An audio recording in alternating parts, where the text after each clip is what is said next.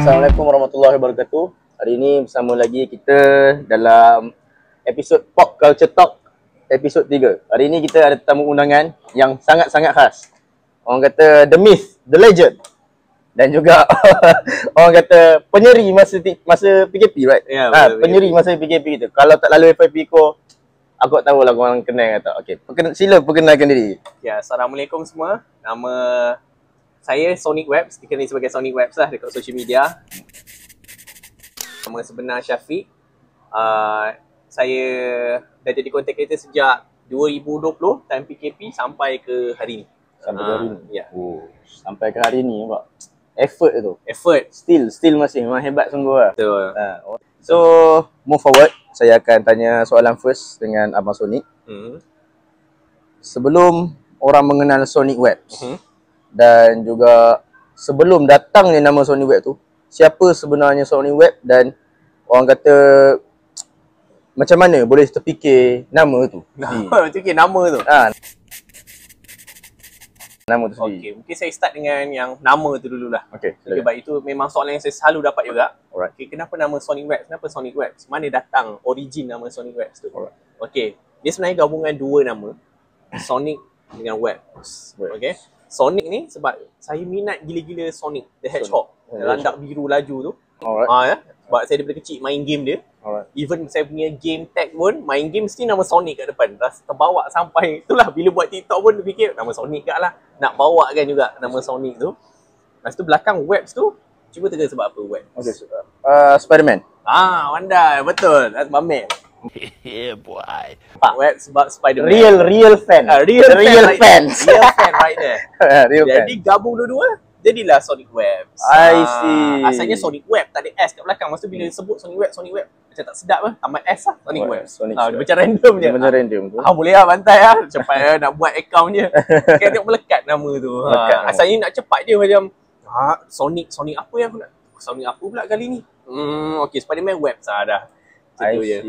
And then, sebelum Sonic Webs ni wujud, siapakah saya Okay, sebenarnya Sonic Webs ni, dia timing dia tak tahulah Allah punya susunan Saya start buat TikTok, Sonic Webs dilahirkan waktu PKP.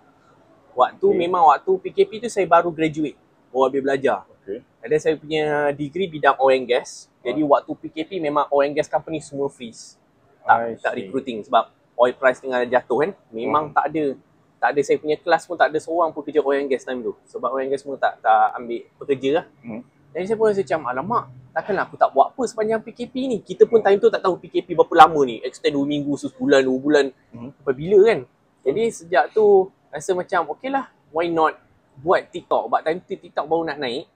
Jadi saya rasa macam, why not, try lah, cuba. Memang ada minat buat konten tu, dah lama dah ada. Nah, jadi bila ada TikTok ni, dia macam satu platform yang senang untuk kita nak buat video. Kalau macam YouTube, macam YouTube susah, effort dia. TikTok dia macam simple, fast, buat macam sikit kan. Dia tak payah nak high production sangat. You have a camera, you have a phone, shoot je. Ada idea, shoot. Simple.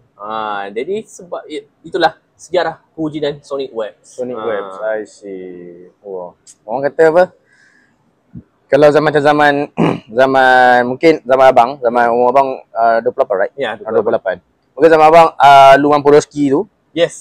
Itu mungkin idol abang. Betul, Tapi saya umur saya 20, saya kelahiran dia 24. Bagi saya dia ni antara orang kata penyeri zaman adult saya. Zaman saya abang kira macam apa, Luman Podolski bagi saya. In our era you are my Luman Podolski. In your era Luman Podolski. Luman Podolski is my Luman Podolski. Tapi abang is my Luman Podolski. You don't know, in the future maybe abang boleh macam penyanyi ke apa. Mungkin aku tak apa. Luman Podolski, come on, sign me up. Black Hat Records, come on. Black Hat Records boleh. Tapi tu lah, since saya dengar cerita abang jadi content creator semua ni kan. So orang kata, kiranya apa yang membuatkan abang semangat untuk teruskan dan cara abang handle kecaman tu? Ada tak kecaman? Kecaman tu ada. Macam biasa saya boleh cakap, kalau kita jadi content creator ni, kita kena ingat, sebenarnya tolak tepi content creator lah. Kewujudan kita ni pun tak semua orang suka. Betul. Betul lah. Apatah lagi kita punya buat konten, kita punya pakaian, kita punya cara cakap lah, ada orang mesti akan tak suka. Okay, dalam 10 orang mesti ada 2 orang, seorang tak suka kita. Jadi kecaman tu kita yang kena buat mindset kita nak dengar yang 2 orang yang tak suka ataupun 8 orang lain yang sokong kita. Betul. So fokus dekat 8 orang ni. 2 orang ni kita tak payah. Kita tak boleh nak buat apa, kita tak boleh nak paksa orang suka kita. Kita jangan paksa orang. Ada orang memang dia tak suka konten kita, tak suka sudah. Saya pun respect. Okay, you don't like my content, okay, it's fine. Because saya faham semua ada preferences masing-masing. Macam durian. Saya tak makan durian. Tapi family saya semua kata, durian sedap lah. Tapi saya, no, durian tak sedap. Saya memang tak boleh telan durian.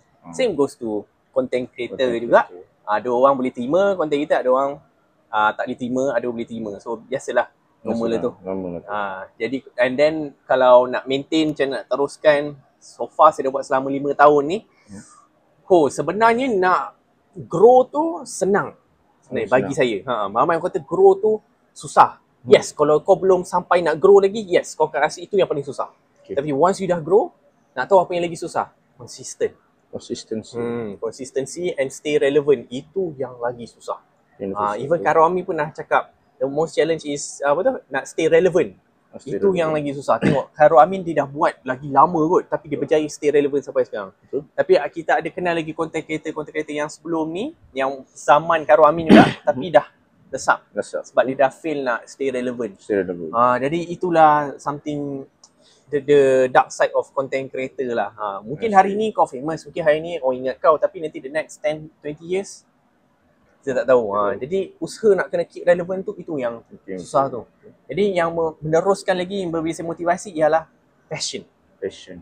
Passion guys, itu sangat penting untuk awak juga Anwar. Kalau you have passion, kamu takkan kenal erti give up. Kalau ada passion, dia takkan rasa penat. Walaupun rasa penat, kita rehat, lepas kita boleh go again. Kita akan rasa dah lah malah. Bab kata orang apa, mengeluh boleh, putus asa jangan. Yes, betul. That's what. My man. Strong mindset kita mahukan. Jadi kita jangan itulah passion tu kena ada lah. Dalam apa-apa bidang. Kalau bukan content creator saja, semua anything. Bidang pekerjaan, nak jadi doktor, kalau your passion is that, go. Okay, nak jadi director filmmaking, memang passion kat situ, go.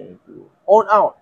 Jangan berhenti, sebab where your heart is kan. Macam Stanley lah selalu dia inspirasi ni, sebab dia kata dia mula-mula buat Spiderman kan, dia kata dia punya boss kata macam mengarut idea Spiderman tu. Tak ada orang suka labah-labah, tak ada orang suka insect, tapi dia rasa jiwa dia, hati dia kata, no, this is gonna work. This is gonna work. I got a strong feeling. Dia seorang je rasa tu. Bayangkan, dia seorang je rasa. Even though orang keliling ni semua kata tak boleh, this is not gonna work.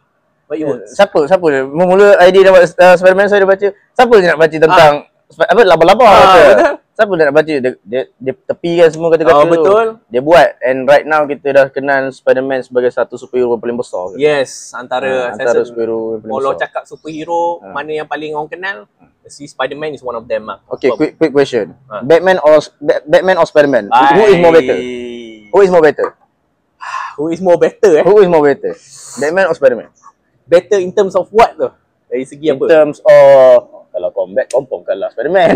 Kalau combat confirm. Ni betul lah, ni betul cakap. Batman menang. Strategi taktikal saya setuju. Batman. Actually memang dua-dua ni, kalau Marvel Spiderman, DC Batman.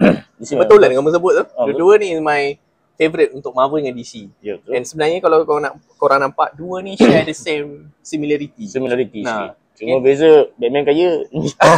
Seorang ada duit, seorang tak ada duit. Dengan seorang dia kasar sampai nak patah-patahkan tulang orang, yang lagi seorang tu just tangkap dah cukup. Tetapi dia motivasi dia orang untuk jadi hero tu sama. Sebab dia tak nak nasib malang terberlaku kat orang lain seperti apa terjadi kat dia. Kan sama juga Bruce Wayne kena macam tu, Peter Parker kena macam tu, dia just nak make sure everyone is safe lah. Tapi come back to your question. Kalau dua-dua ni bertemu, dia bias sikit. Spiderman really ya. Spiderman. So aku macam biasa, aku team vigilante Batman lah. Batman confirm win. Kita kena tanya ChatGPT lah ni. Sekarang ni zaman AI. Semua AI. Betul lah, kena AI semuanya. Betul. Even guru pun nanti akan ditukar.